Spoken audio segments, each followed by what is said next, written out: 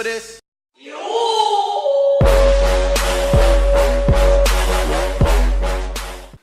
Well, fam, this is it.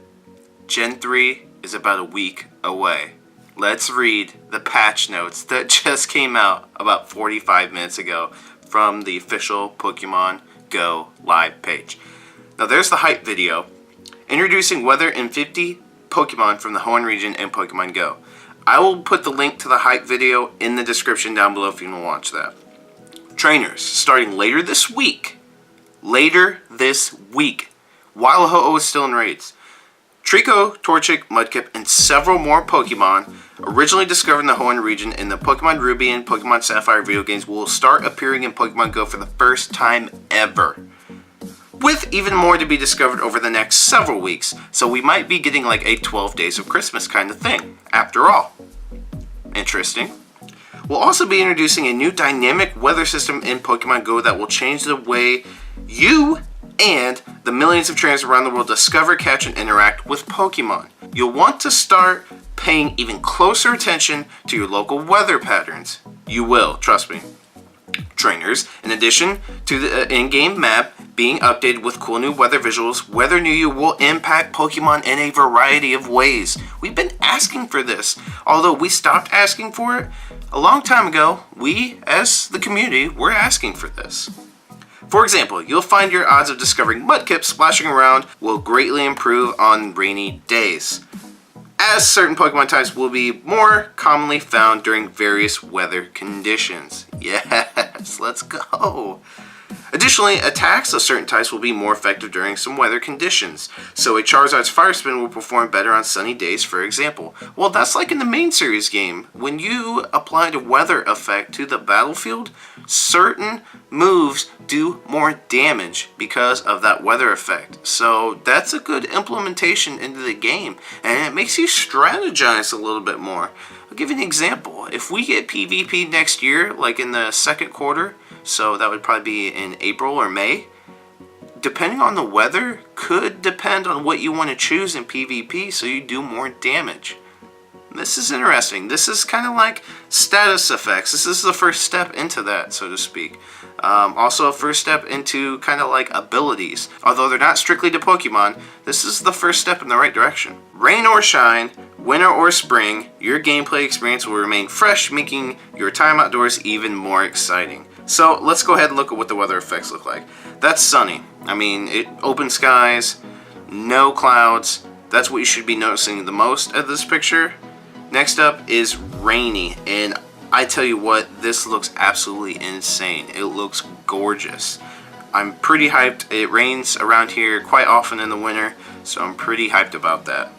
Next up is snowy. Now, a lot of you guys are going to get a big benefit from that. Snowy's pretty awesome. It looks really cool, especially you guys up north that get a bunch of snow. Next up is foggy. It's a little hazy in the background. I feel like in the game it's going to be a little bit more noticeable, but there's foggy.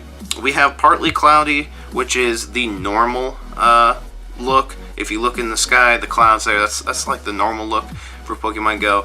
And then you have windy, and you can look to the right there. There's a little bit of like wind, whoosh, you know, so there's windy there.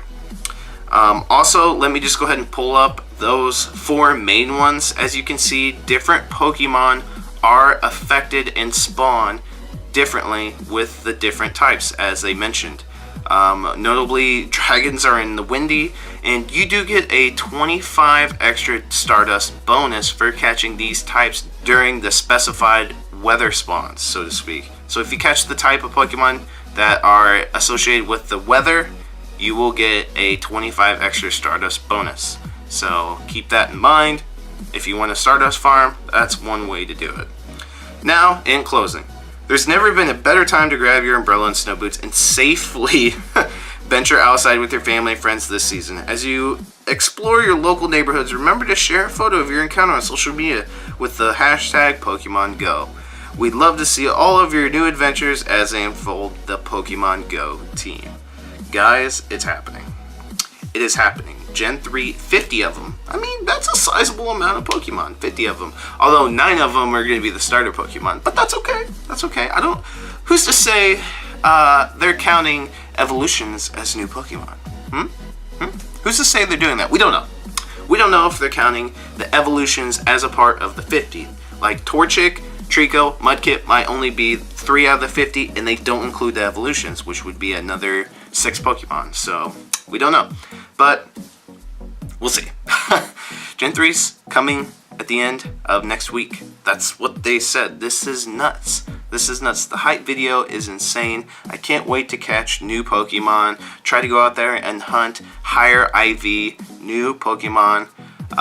We don't know anything about abilities yet, but my guess is they're still working on it. So this is good enough. The weather and the new Pokemon, this is good enough for us as the community to keep playing the game, keep the hype going, while we wait for abilities to still come out. I have a feeling that might be the next update, because we have a lot of Pokemon that really can't be released because of their abilities. Hence, Slacking and Smeargle. So, but that's it with your boy Fitz City. Make sure you subscribe for the hype.